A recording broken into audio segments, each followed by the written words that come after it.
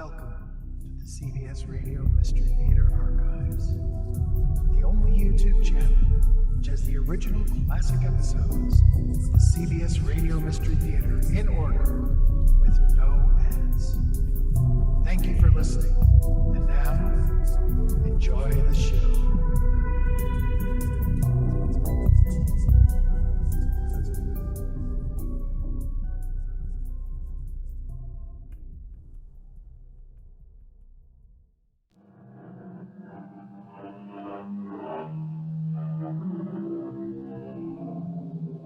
Come in. Welcome. I'm E.G. Marshall. The eye sees much more than the heart sometimes cares to feel. Haven't we all gone into situations which involved some degree of ethical compromise? We harden our minds and disengage our consciences, and such can be our facility for deception that we succeed in fooling everyone. But the eyes are like a camera. They know what they have seen. I'll be coming for you in a few hours, Larry. To take me to the gas chamber. I'm innocent. I believe you. And as your lawyer, I did my best. If only I could get my hands on the man who framed me. There's nothing more you can do. I think there is. Larry, in 4 hours, you're going to be dead. What can you do then? What if not all of me dies?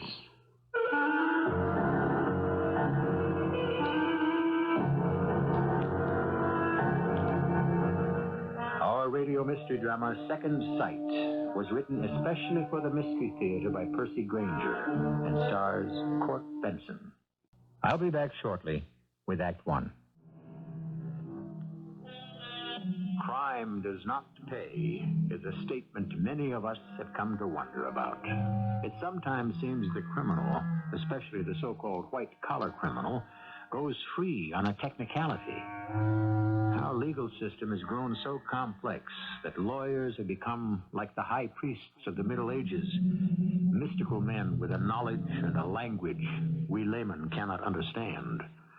But extraordinary situations sometimes breed extraordinary solutions. We're at a farmhouse on the edge of a valley near a major city. I know this is difficult, Mrs. Hadley, but you're the only one who can make positive identification of the man who killed your husband. I'm sorry, Lieutenant Rambo. It happened so quickly. I was numb. I didn't feel a thing. Jason was on the porch, lying at my feet. I didn't even have to look down. I could feel his death rising to my face like a cold wind. And I just stood there. And now I know. It sometimes takes a while for the shock to wear off. That's when the grief hits the hardest. Oh, now, you said, Lieutenant, you said you had some questions to ask me. Well, we've picked up a suspect. The evidence is virtually conclusive. Oh, this is his picture. Yes. Do you recognize him? It all happened so fast, and it was dark. We just finished dinner. There was a knock at the door. I was doing the dishes, so Jason said he'd answer it. A few moments later, I heard what sounded like an argument. Jason was raising his voice, which he almost never does. I went to see what the trouble was, and that's when I heard the shot. When I reached the door, Jason was lying there, and the man was running off into the dark. So you saw only his back? No, he looked over his shoulder for a brief instant. And this picture, is this the man? I don't know. I'd hate to be responsible for sending an innocent man to jail for the rest of his life. If he's convicted, he won't get life, Mrs. Hadley. You mean he'd be executed? That's right.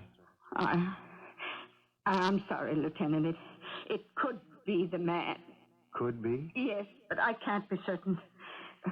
Who is this man you picked up? Well, his name is Larry Millard.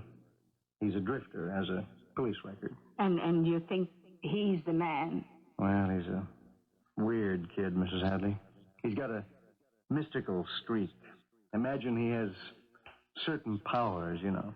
But how can you be sure it was he? Well, because he was in the valley at the time, and because he was carrying the murder weapon when he was arrested. If something should jar your memory, Mrs. Hadley, please call me. I'm Lieutenant Rambo, and here's my card. Yes, I will, Lieutenant. In any case, though, I think we've got the man who killed your husband.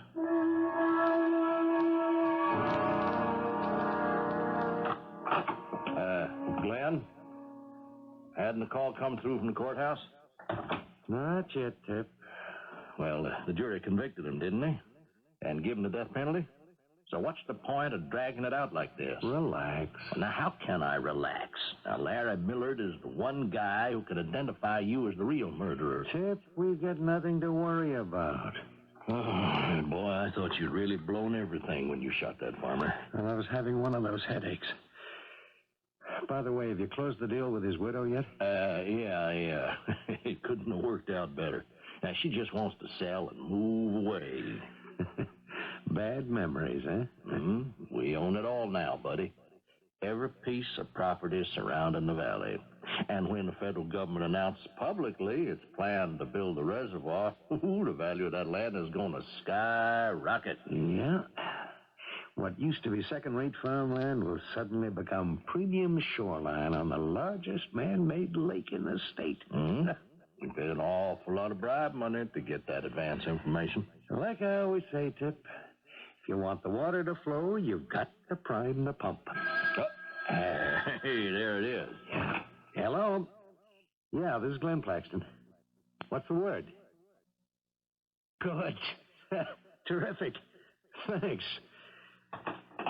Millard's appeal was denied. He goes to the gas chamber next week.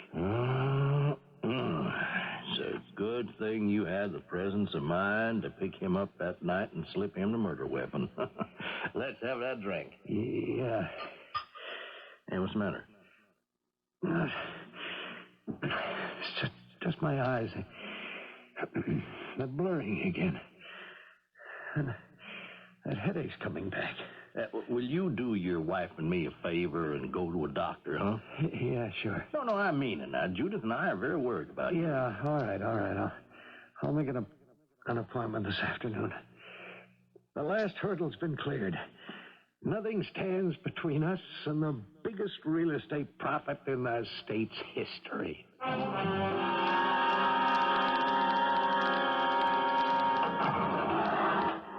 Who's that? Don't worry, Larry. They aren't coming for you yet. It's only me, Mr. Jarvis. Oh, yes, my faithful attorney. What time is it? Well, it's almost midnight. 6 more hours. Why'd you disturb me, huh? Well, I thought there might be some last thing I could do for you. Well, you can't get me out of here so I can find the guy who framed me. Well, you know that's not possible, Larry. All appeals are exhausted. Every time I close my eyes, I see that face. Oh, yes, I brought your newspaper. I thought it might distract you. Well, there's one other thing. The warden wanted me to ask you, it's customary for condemned prisoners to be asked if they'll permit any of their vital organs to be donated to science. Why? What does science ever do for me? Thanks for the paper. I understand. Well, Larry... Hey, that's him. What? This guy. Here on the front page of the paper. This is the guy who framed me. Look. Oh, you must be mistaken. This is Glen Paxton. He's one of the leading businessmen in the community. Do you think I could ever forget the face of the man who's sending me to my death? That's the guy who picked me up the night I was hitchhiking through the valley. Well, it doesn't make sense. What reason would he have for killing that farmer? I tell you, that's him. Oh, boy, we discovered this in the nick of time, didn't we? Well, I wish that were so. Well, now we can reopen the case. Larry, there's no time. No time? There's still 6 hours, isn't there? You have no more rights. What? But there's There's new evidence. What evidence? That he's the murderer. It's your word against his, Larry, a respected businessman versus a condemned criminal. But that's not fair. There's got to be some way I can get to him. Well, what's his picture doing in the paper, anyway? Oh, it's an appeal to the good folk of the community. What for? And he's going into the hospital for an eye operation, or a transplant. And they need a donor? Uh-huh. Well, it'd be a shame if Mr. Paxton went blind, wouldn't it? Well, at least it would be some satisfaction. Jarvis, tell the warden that he has got a volunteer. You'd give your sight to the man who's sending you to the gas chamber? Why? I'm not sure yet. Maybe it's my sentence on him. Condemned to see with eyes that know the truth. Oh, Larry, that's nonsense. You offered to do me a last favor, didn't you? Okay. I'll tell the warden you're volunteering. Oh, and Jarvis, one more thing. If they use my eyes, no matter what happens, I want the donation to remain anonymous.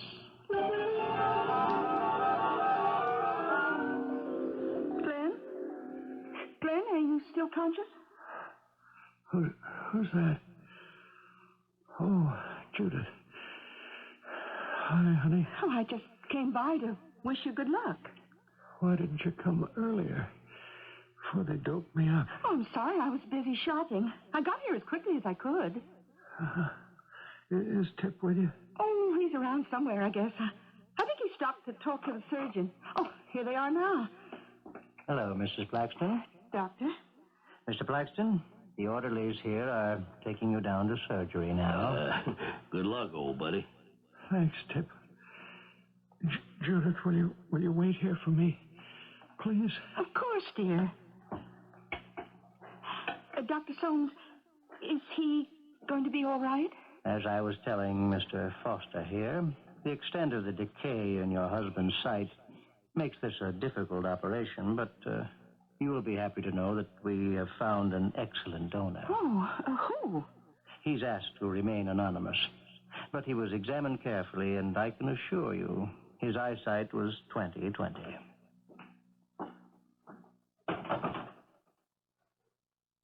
Well?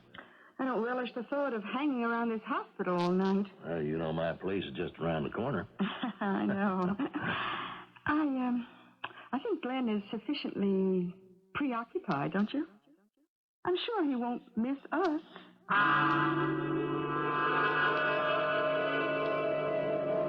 Are you sure that Glen doesn't suspect anything about us? Relax, darling. I know Glen's priorities. He's not going to do or say anything that might jeopardize your partnership. You mean he knows and he doesn't care? Financial success is far more important to him than domestic integrity. Hello. Yeah, this is Tip Foster. Who is it? The hospital. Yes, doctor. Good, terrific. Oh, well, how long will that take? I see. Yeah, Mrs. Paxton? Oh, no, I can tell her, doctor. I think I know where she can be reached. Yeah. Yes. Thanks. So long. Mm-hmm. Oh, what's happened? Yeah, with Dr. Soames, he thinks the operation was a success. Thinks? Well, there's no way of knowing for certain what the final result is going to be until the bandages come off. Well, how long will that take? Oh, doctor said no more than 3 weeks.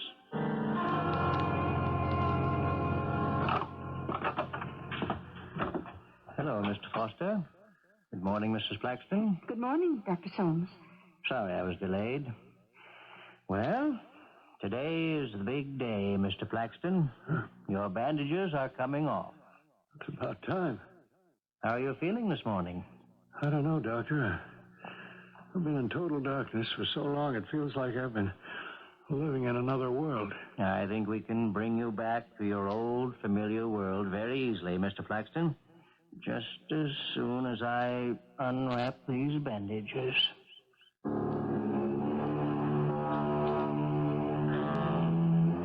What will be the effect of Larry Millard's ironic gift to the man who sent him to his death? The eyes, after all, are the windows of the soul. And through them, not only do we see out upon the world may also see in. I'll return in a moment with Act Two. A young man is unjustly accused of murder and condemned to die. Then, on the eve of his execution, he sees a most extraordinary chance for revenge and seizes upon it. But will it prove to be revenge or charity? There now. That's the last of the bandages. Doctor, will he look any different? No, I shouldn't think so. There. Everything's blurred. That's to be expected at first. Judith? Is that you? Yes. Although things are coming into focus now. Oh, this is amazing. Oh, what? I can see you. Hey, old buddy, come on, let's have a look at you. What's the matter? You Jeff, what is it? Well, I don't know. But for a moment there, he looked like someone else. Someone better looking than me, I hope. No, it was a face I recognized. Who? I can't say. It must be this dim light. Well, now, Mr. Paxton, if you'll put on these dark glasses, I want you to wear them until you get used to using your eyes again. Okay, Doc. Am I free to go now? Yes, but I should caution you, it may be some time before you are fully recovered. I want you to call me at the least sign of any irregularity. I must be on my rounds now. Good day. I'll get your clothes from the closet. Thanks, honey. You're getting out just in time, pal. Why? What's happening? Our source contacted me. You know, the government's making its public announcement tomorrow about the reservoir. Tomorrow? Mm-hmm. And that's when the fun begins. Oh, I'll see you at the office first thing in the morning.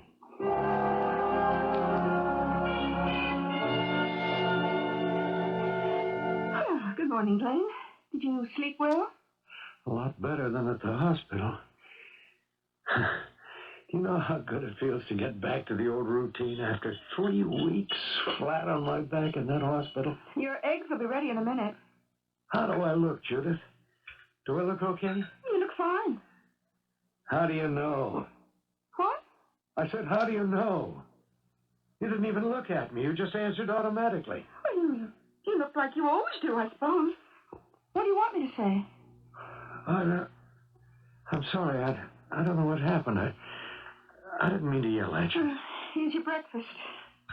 Oh, these eggs are terrific. Just the way I like them. What time is it? Nearly 9. What's your schedule for today?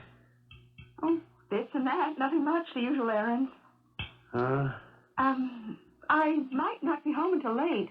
Oh? Well, I'm meeting Melissa for tea, and she may want me to drive over to the far side of town to see the new house she and Tony are building, so I may be out most of the evening. You're having an affair with Tip Foster, aren't you? What? I don't know why I said that. An affair with Tip? How dare you? Well, it's the truth, isn't it? There's no point in denying it. I've known about it for years. Well, then why are you bringing it up now? Because I don't know. I don't know what came over me. Well, maybe it's just as well. At least now it's out in the open. I want you to stop seeing Tip Foster behind my back. I don't care what it means to our partnership. I want it to stop now because it isn't right. What's the matter with you? When have you ever cared about what's right? Well, I care about it now. you stop seeing him or... Or what? I don't know. Just what would you have the courage to do? I didn't mean to... Please forget what I said anything. I gotta get down to the office. I don't want to keep Tip waiting.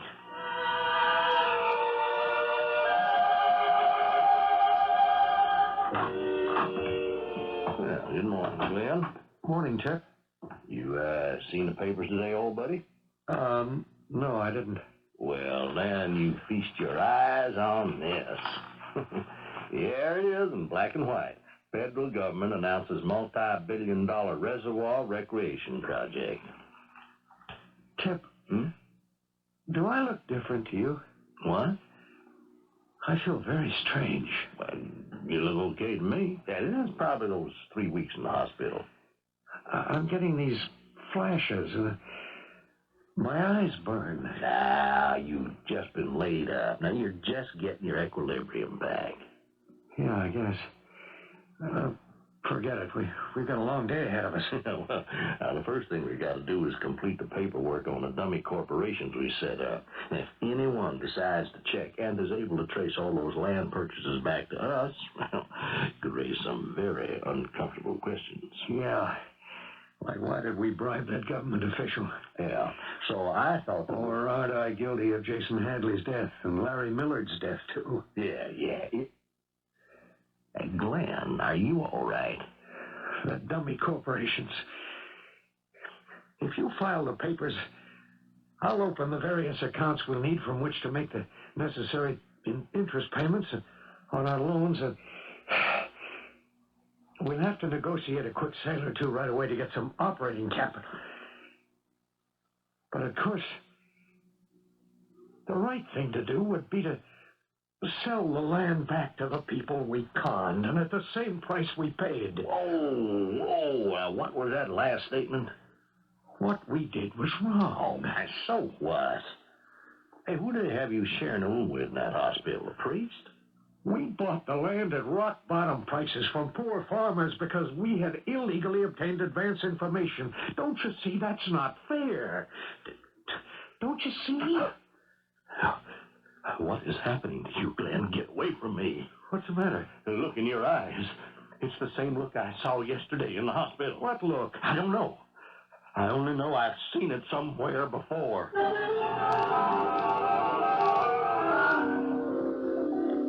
Good morning, Mr. Paxton.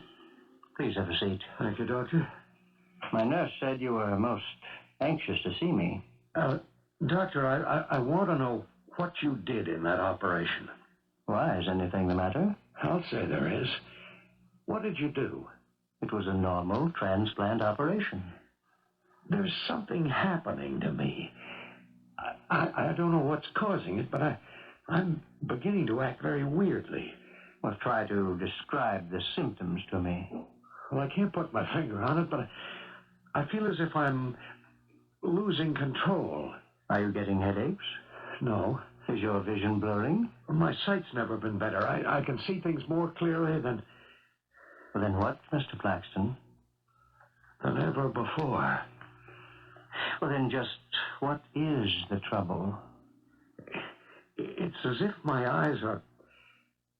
Well, as if they're seeing things, people, situations, in a new light for what they really are.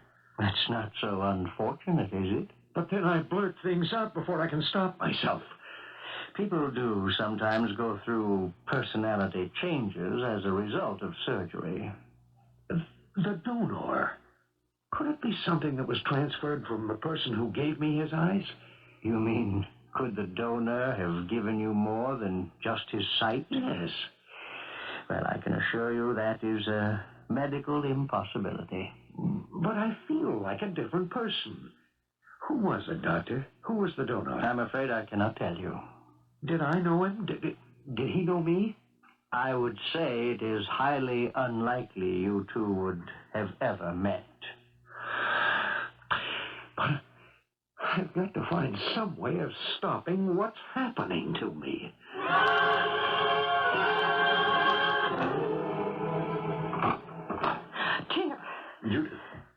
are you doing here at the office? Look, I have to speak to you. Is Glen around? No. Well, it doesn't matter.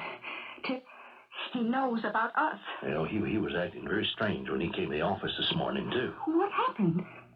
Did he say something about us? No, but he wanted to sell back some land we'd bought at no profit. Now, I don't like this, Judith. Now, we're on the verge of making a good deal of money, and the way he's acting could ruin it all. What you're involved in, is it illegal? No, of course not, honey. Now, there's no time to explain now. We have got to find Glen before he ruins everything.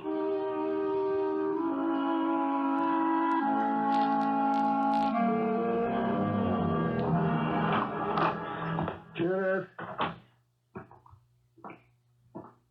Judith? She's not home. What's this? Glen, since you've finally confronted me with what you've known to be true all along, between Tip and me, it is no longer possible for us to continue living under the same roof. Judith, what is this? What's that? Hi, Glen. Where's Judith? I'd like to talk to you. Where's Judith? Now, she's outside my car. We drove here together from the office. Glen, we're both very concerned about you. I'm sure you are. You know, I think that operation took more out of you than you realize. Maybe.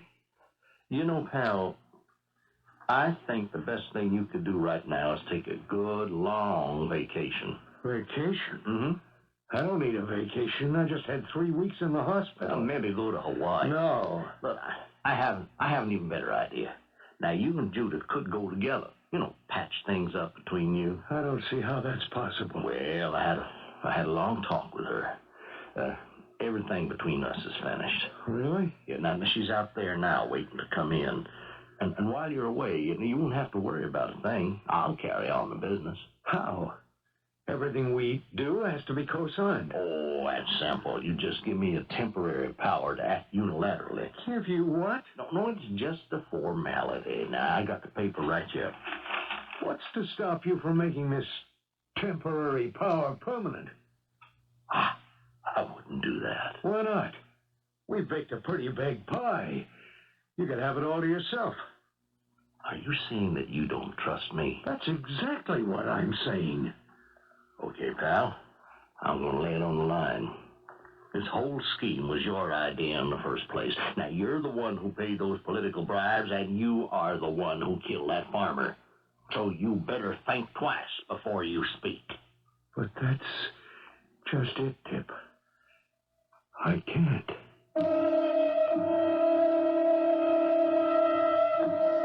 We tend not to like people who won't go along with the little and sometimes not so little deceptions with which we surround our lives. But what if the moralist himself has feet of clay? What if he is guilty of nothing less than murder? And what if his compulsion for truth is actually a bizarre form of revenge? How far will it go? Will the punishment fit the crime? Will it be an eye for an eye? I'll return shortly with Act 3. Truth tellers have traditionally been jeered at, ignored, or worse. One of the most famous was Cassandra, the daughter of Priam, the king of Troy. She spurned the attentions of Apollo, and in retaliation, he put truth on her tongue and disbelief in the ears of those around her. Her predictions of ruin and defeat met with scorn until it was too late. The central character in our present story has also been condemned to speak the truth. But there is one difference. The truth that Cassandra spoke could have saved her city. The truth Glen Paxton knows could very well destroy him. Did you have any luck with him, Tip? Oh, none. Judith, I thought I was getting somewhere, and suddenly he went off again. Hey, you're perspiring. Yeah, I know. Where are we going? Anywhere, so long as we get away from this house. He got the same look in his eyes as before. His whole appearance changes. Now, his gaze becomes so penetrating, it seems to take on a life of its own. It's like another force was animating his body. If you ask me, I think he's just gone crazy. Oh, he is putting me in a very dangerous position. What do you mean? Tip, you wouldn't do... I don't know. Now, all men are the same when their backs are to the wall. Look, we stand to make millions, but I can't move an inch without his cooperation. Hey, I just got an idea. You gave it to me. I did? When you said you thought he was going crazy. Oh, well, that was just a figure of speech. Judith, I want you to have Glen committed. What? Don't you see that's the only way to nullify our partnership and give me the power to act on my own? Now, a wife can have a husband committed on her word alone. It's simple. You ask me to have my husband committed to a sanitarium, and you won't tell me what's going on? There's a look in your eye I don't like. Or maybe I should say there's a look that's left your eye. Our relationship was never especially dignified, but I thought at least there was a semblance of love. Stop the car. Now, Judith, wait. Stop it. All right, then. All right, go on, get out. Well, I don't need you or Glen, but you tell him I'm keeping my eye on him, and any flaky move he makes, I am going to be right there.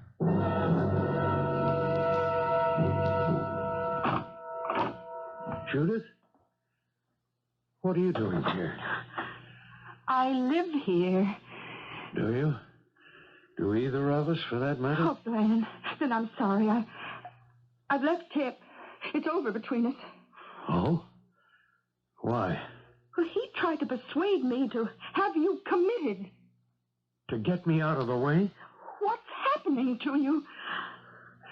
I don't know.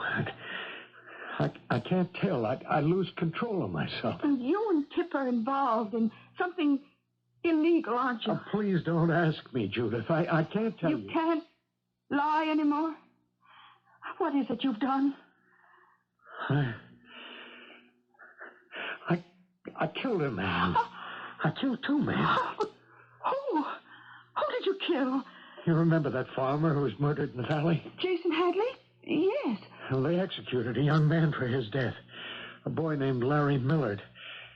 But Millard didn't kill Hadley. I did. You? Tip and I knew about the government's reservoir project in advance. We'd been buying up the property that'll eventually be the shoreline of the lake. Do you know how much that'll be worth? The resorts, the beaches, the marinas. But Jason Hadley was stubborn, and well, I lost my temper. And you let an innocent man take the blame. I was just trying to get away from that farmhouse as fast as I could. I wasn't thinking.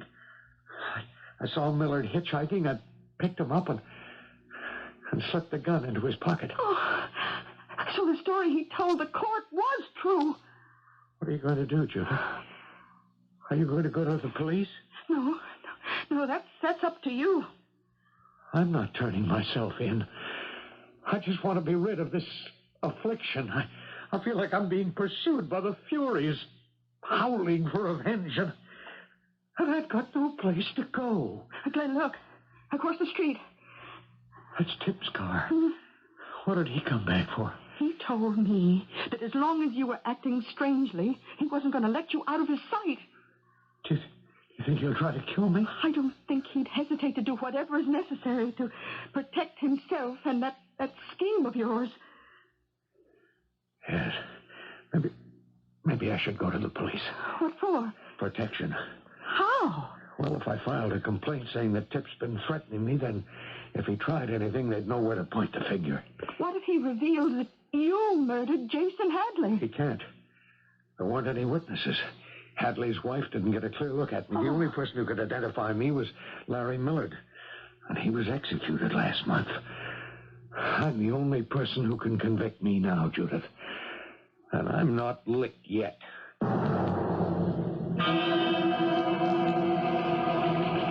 Yes, can I help you? You're Lieutenant Rambo? I am. I'd like to file a statement with the police department. What's the problem? Well, there's been some trouble between my business partner and myself. You want to press charges? No, nothing's happened. I just want a complaint on file in case. I understand. He's threatening you, huh? Yeah, sort of. It's probably nothing, you know, but it doesn't hurt to be cautious. Okay. We'll just fill out a... What's wrong? What are you looking at me like that for? But haven't I seen you somewhere before? What are you talking about? You look familiar somehow. I've never met you before in my life. Well, I'm trained to remember faces, and I don't usually forget one. And there's something about yours, your eyes. What's wrong with my eyes? I'm sorry. I didn't mean any offense. Now, why don't you tell me the whole story, huh? What? What's the trouble between you and your partner? What business is that of yours? If you're going to file a complaint, we have to have the details. Oh, yeah. Well, you see, no, forget it. Just forget it.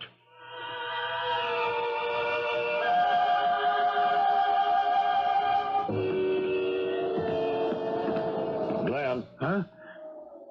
What were you doing in there, Glenn? Nothing. I followed you down here to police headquarters. Now, you were in there long enough to dictate a full confession. Confession? It'd be in keeping with this newfound morality of yours now, wouldn't it? You think I'm crazy, Tip? You think I want to go to the gas chamber? I came here to get protection from you. Protection? Yeah. So I'll know who to turn to if anything happens to me. Well, now, that is very clever, but I don't believe you. What? I think you're bluffing. I don't think you filed a complaint at all. Did you? No. What do you want, Tip? The business? You can have it. The whole thing. It's yours. Are you serious? Do you still have that paper on you? The one giving temporary control of the company to me? Yeah, sure. Right here. Make it permanent control. There. It's signed, okay? Now just leave me alone. All right. And now, there is just one more thing, Glenn. What? I can't afford to have you around town. You know too much. And given your compulsion to confess, that makes you dangerous. I'd hate to see all that beautiful land slip through my fingers because it became known we had illegally obtained information. Where can I go? I don't really care, Glenn. If you stick around here, I'll put a contract out on you.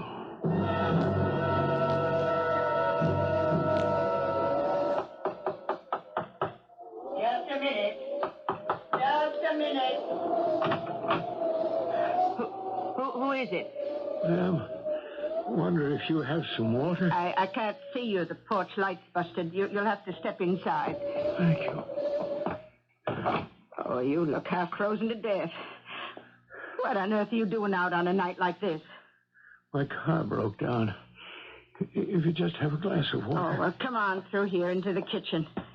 I got a bit of soup still hot on the stove. Oh, thank you. Excuse the mess. Everything's in boxes because I'm getting ready to move. Sit down there at the table. Well, it's very kind of you to allow a stranger in your house.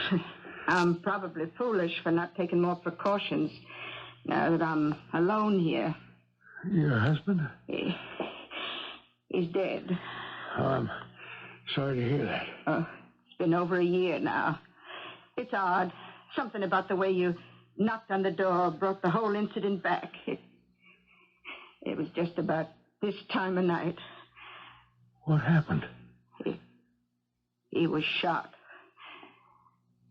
Your husband was murdered? Yes. They executed the fellow they say did it, but I took no joy in that. It doesn't bring Jason back to life. Jason Hadley? Why, yes. What's the matter? I have to go. Oh, but you're about to drop from exhaustion. Please let me go. There's a bed all made up in the back room here. Now, you really must get some rest. I can't rest. Here, let me help you. Come on. Please don't. Oh, you're half asleep already. There. Now, I'll just cover you. And in the morning, I'll make you a nice breakfast. Why, you're so kind to me. Oh, we all deserve some kindness, Mr. Johnson. James Johnson. Mr. Johnson, sleep well.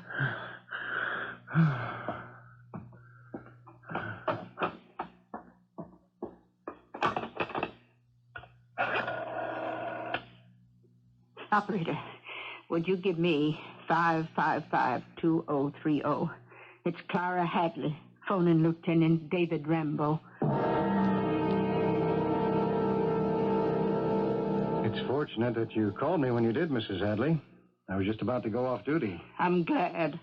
You say there's a man asleep in that room, and you are certain he's your husband's murderer? Yes.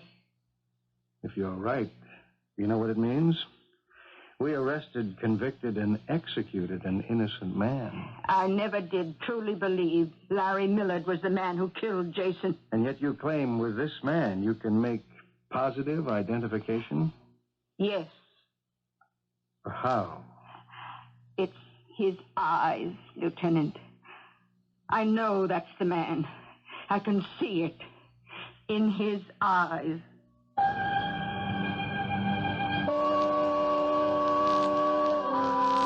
We have all heard the expression, going into a situation with one's eyes open. It means we proceed with no illusions. We're aware of the possible dangers to our souls as well as our own bodies. Glen Paxton didn't care about the danger to his soul, and he might never have considered the ethics of his actions at all had it not been for a most mysterious avenging force. They say justice is blind. In our story, just the opposite proved to be the case. I shall return in a moment. Flaws in character often reveal themselves in physical mannerisms. A hunch in the shoulders, a nervous tic, a look in the eyes. But why this is so is not always clear. In Glen Paxton's case, could we attribute his downfall to a force beyond our comprehension, or simply to an overriding sense of guilt? This is the kind of question we often leave you with on Mystery Theater. Our cast included Court Benson, Earl Hammond, Bryna, Raeburn, and Bob Kaliban. The entire production was under the direction of Hyman Brown. I hope you enjoyed this episode of CBS Radio Mystery Theater. If you've enjoyed this and want to hear more, please subscribe to this channel. You can also visit my other YouTube channel by searching Mr. Brian McCarthy in the YouTube search bar. Till then, thanks for listening.